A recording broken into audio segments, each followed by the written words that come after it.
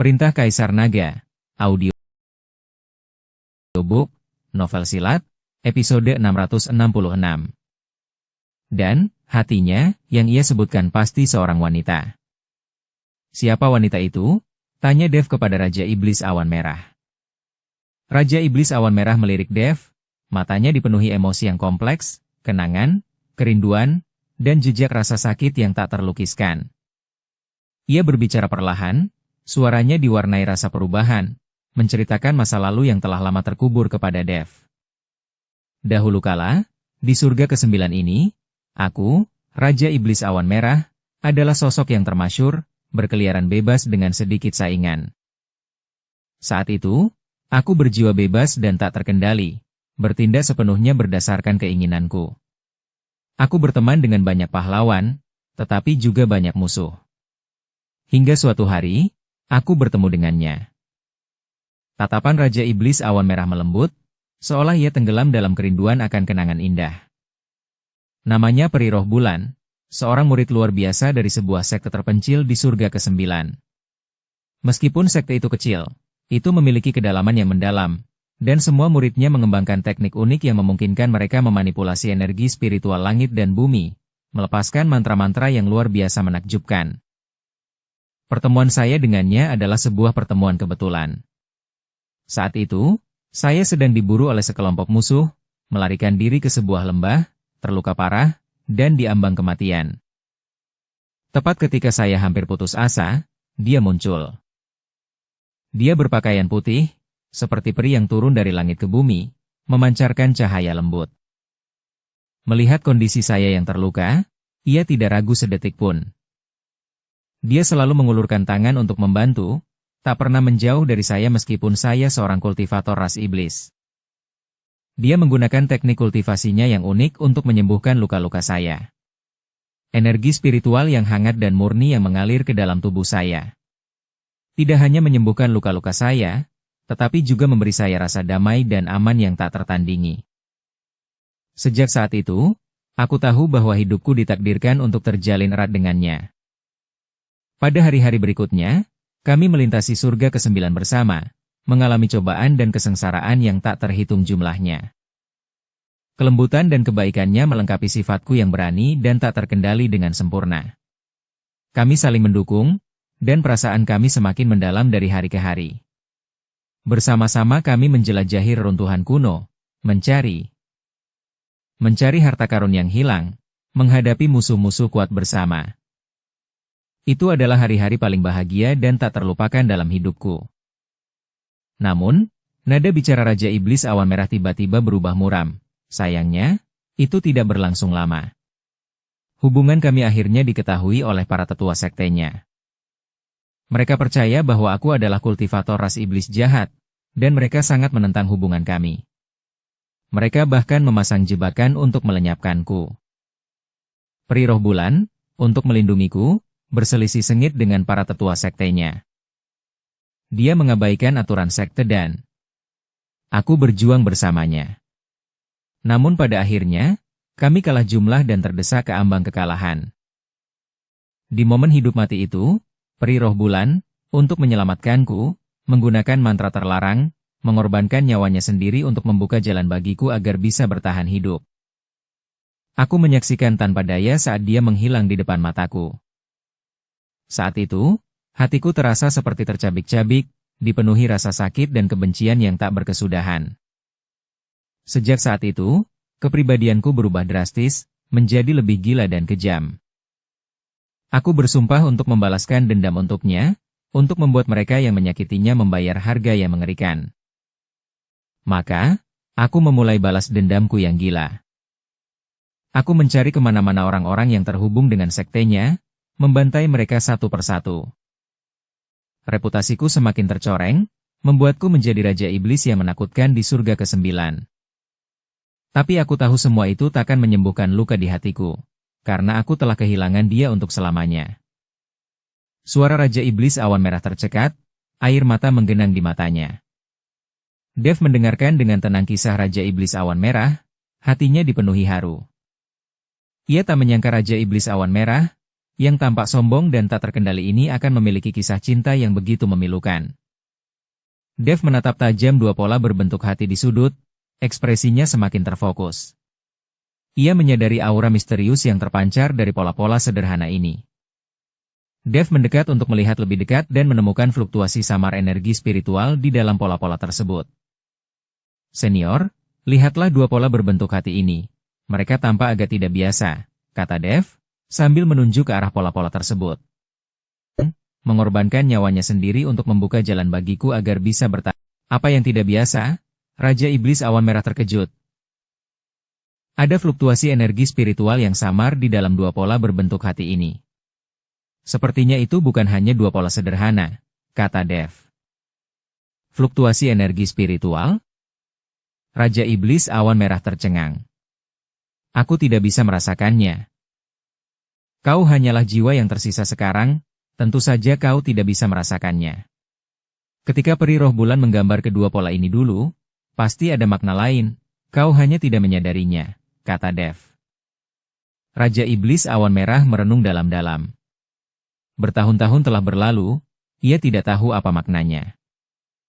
Baiklah, jangan pikirkan itu lagi. Kembalilah ke lautan kesadaranku. Jika tidak, jiwamu akan semakin lemah, dan akan semakin sulit untuk memulihkan tubuh fisikmu. Dev meminta Raja Iblis Awan Merah untuk kembali ke lautan kesadarannya. Ia sendiri memasuki menara penindas iblis untuk mulai berkultivasi. Untungnya, ia memiliki tas penyimpanan Raja Mu, yang berisi banyak sumber daya, tepat untuk berkultivasi. Victoria memimpin beberapa murid menuju markas besar Sekte Surgawiyama.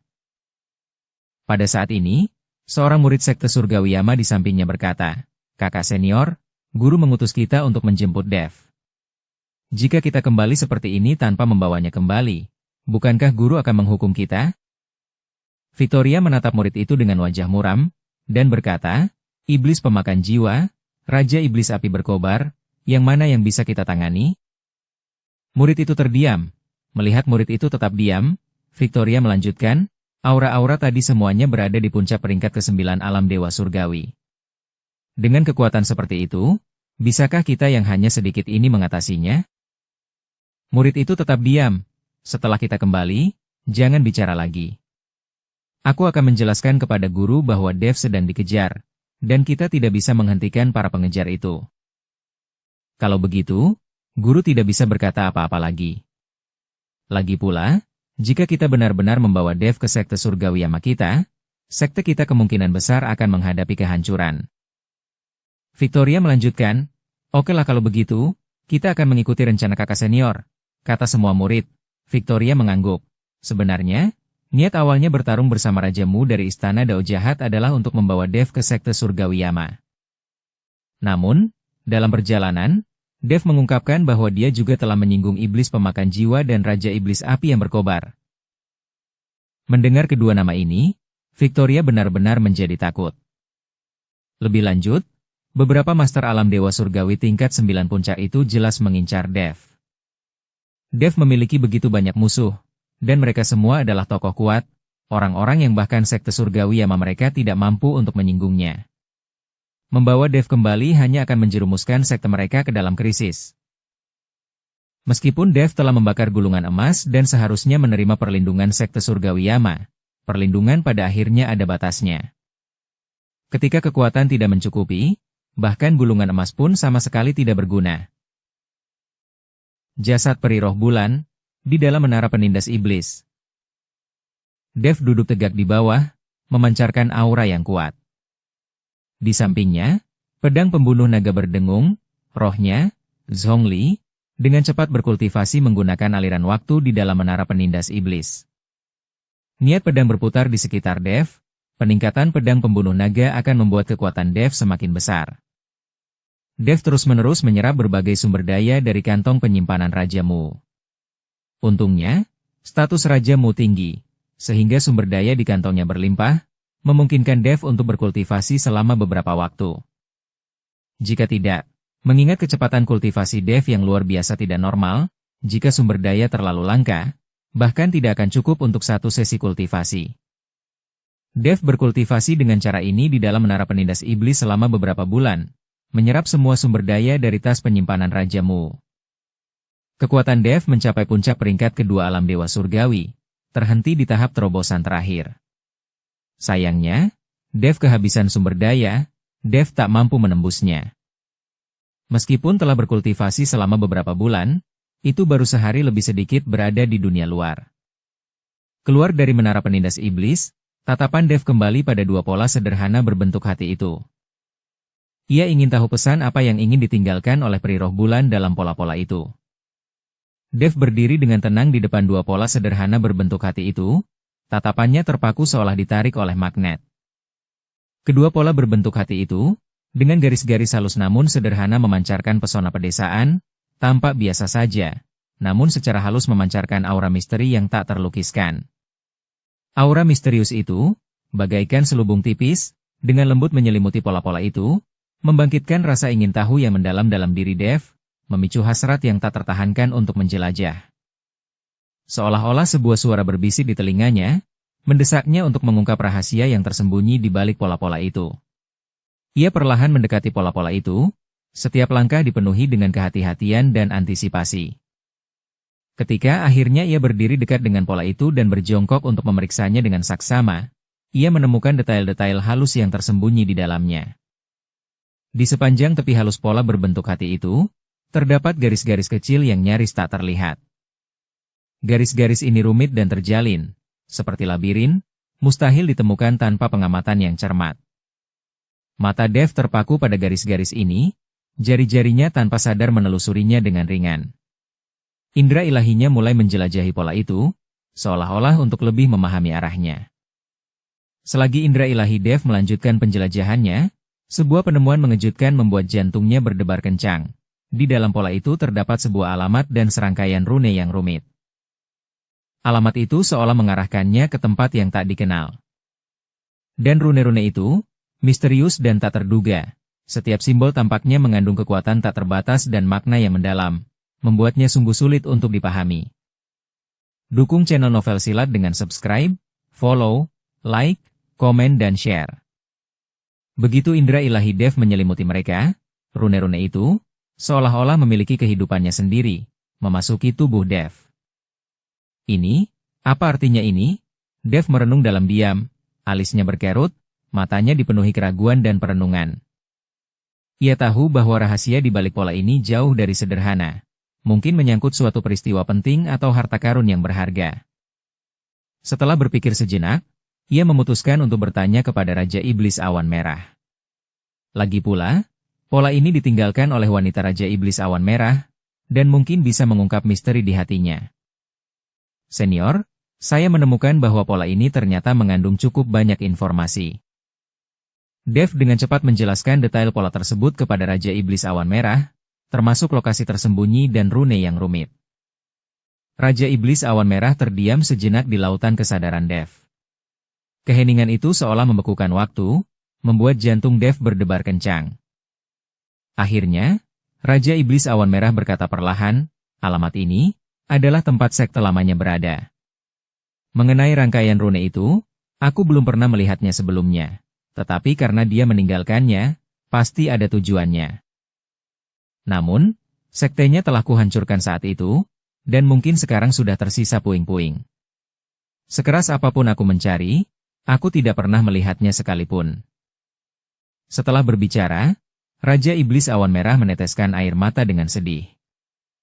Jelas bahwa Raja Iblis Awan Merah benar-benar telah jatuh cinta pada peri roh bulan. Seorang iblis agung yang jatuh cinta pada seorang peri memang tidak mudah diterima oleh kebanyakan orang.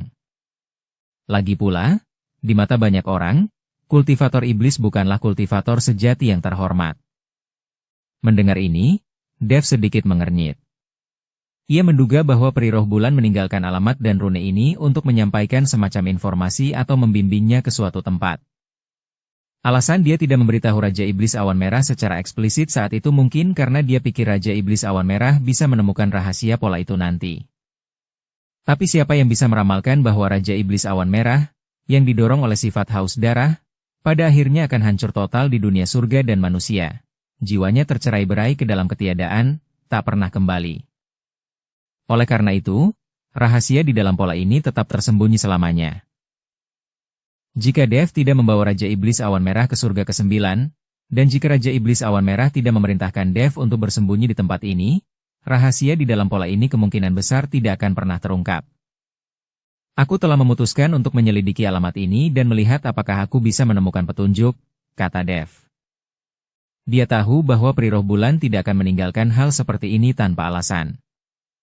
Jika alamat dan rune ini bisa membuka semacam reruntuhan, bukankah saya akan kaya? Bahkan jika dia tidak menemukan apapun, Dev hanya akan menganggapnya sebagai kesempatan untuk berkeliaran jalan-jalan saja. Lagi pula, saat ini ia kekurangan sumber daya dan tidak bisa berkultivasi. Raja Iblis Awan Merah tidak keberatan, tetapi mengingatkan Dev untuk berhati-hati, karena tempat itu adalah bekas sekte Peri Roh Bulan, dan tidak ada yang tahu kondisinya saat ini. Mungkin tempat itu sudah ditinggalkan dan penuh bahaya, atau mungkin sisa-sisa kekuatan besar masih menjaganya, mencegah orang luar masuk. Dev mengangguk. Ia tahu perjalanan ini penuh dengan hal-hal yang tidak diketahui dan bahaya, tetapi rasa ingin tahu dan hasratnya untuk menjelajah membuatnya bertekad untuk pergi. Meninggalkan gua, sosok Dev lenyap seketika. Mengikuti alamat di peta, Dev menemukan bekas lokasi sekte Peri Roh Bulan. Namun, yang terbentang di hadapannya adalah pemandangan yang sunyi, seolah terlupakan oleh waktu. Bangunan sekte yang dulu megah kini hanyalah reruntuhan, ditumbuhi rumput liar. Angin sepai-sepai bertiup, mengangkat awan debu dan berdesir pelan, seolah menceritakan kisah kejayaan masa lalu dan kehancuran masa kini. Apakah ini sekte Peri Roh Bulan? Kau benar-benar kejam saat itu, menghancurkan sekte ini sepenuhnya, pikir Dev dengan emosi yang mendalam. Demi Peri Roh Bulan, Raja Iblis Awan Merah akhirnya menghancurkan seluruh sekte ini. Seperti kata pepatah, cinta macam apa yang membuat orang rela mati satu sama lainnya? Dev mengamati sekelilingnya, mengamati setiap detail, mencoba menemukan petunjuk berguna di lanskap tandus ini. Berdiri di tengah reruntuhan sekte yang dulu makmur ini, Dev dipenuhi dengan segudang emosi. Sekte abadi yang dulu terkenal ini kini hanyalah reruntuhan dan tembok yang runtuh, pemandangan yang sungguh memilukan. Ia mengamati sekelilingnya dengan saksama, mencoba menemukan petunjuk berguna. Saat ini, Dev tiba-tiba merasakan rune di dalam tubuhnya mulai sedikit memanas, seolah beresonansi dengan semacam kekuatan di sekitarnya. Sebuah pikiran terlintas di benaknya, dan ia segera memfokuskan indera ilahinya, menemukan bahwa koneksi itu berasal dari suatu arah jauh di dalam reruntuhan. Mungkinkah rune-rune ini terhubung dengan tempat itu?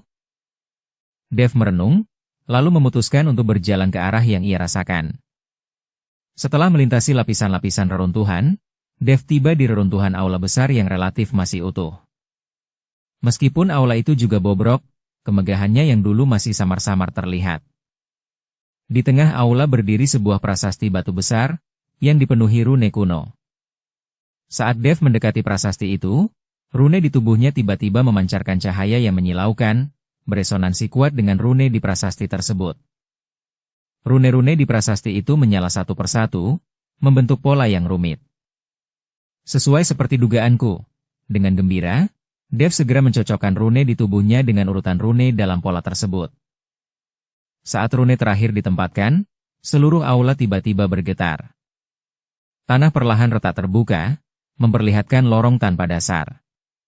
Aura samar energi abadi terpancar dari lorong itu, membangkitkan kerinduan bagi siapapun yang melihatnya. Dev melangkah masuk tanpa ragu. Perjalanannya tidak panjang, ia segera tiba di ruang bawah tanah yang luas. Ruang bawah tanah itu dipenuhi dengan berbagai macam sumber daya kultivasi yang berharga, batu peri yang berkilauan, herbal abadi yang memikat, dan kristal peri yang dimurnikan dari berbagai material. Hahaha, aku kaya sekarang.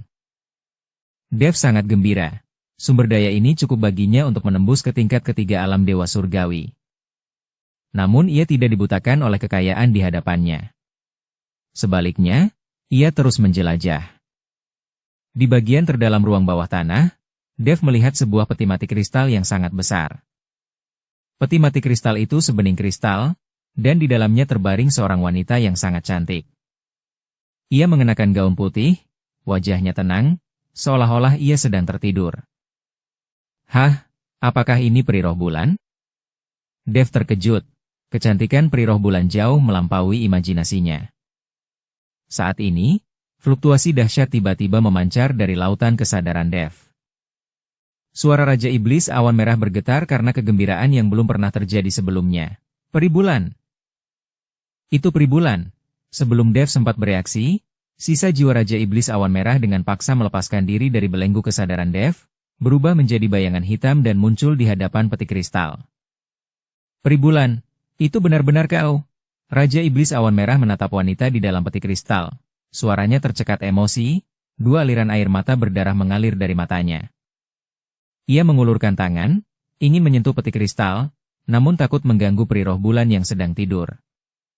Kasih sayang yang mendalam ini bahkan menyentuh Dev yang berdiri di dekatnya. Peri bulan, ini akulah yang menyakitimu. Suara Raja Iblis Awan Merah bergetar, air mata mengalir di wajahnya. Raja Iblis Awan Merah mengangkat kepalanya, tatapannya tertuju pada Dev dengan sungguh-sungguh. Dev, aku tahu Tuan Si di belakangmu sangat kuat. Dia bisa menghidupkan kembali peri bulan. Kumohon, kau harus menemukan cara untuk menghidupkan kembali peri bulan. Bersambung ke episode 667. Dukung kami dengan subscribe, follow, like, komen dan share. Terima kasih.